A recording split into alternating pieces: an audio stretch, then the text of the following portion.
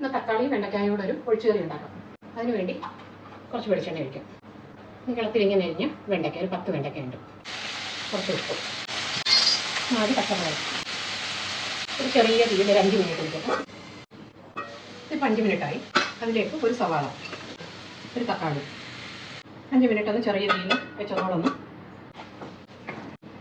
ഇതിലേക്ക് ഒരു 1/2 ടീസ്പൂൺ മുളക് പൊടി, 1/4 ടീസ്പൂൺ മഞ്ഞൾപ്പൊടി, പച്ചമണം മാറുന്ന വരെ വഴറ്റാൻ. ഇതിലേക്ക് ഒരു 1/2 കപ്പ് വെള്ളം ഒഴിച്ചൊന്ന് വേവിക്കാൻ വെക്കാം.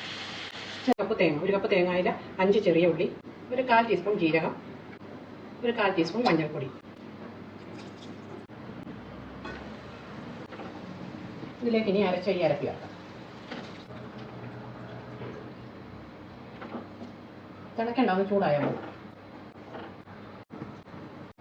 ഓഫാക്കിയിട്ട് ഇനി കടുക് വറുത്തി ചേർക്കാം.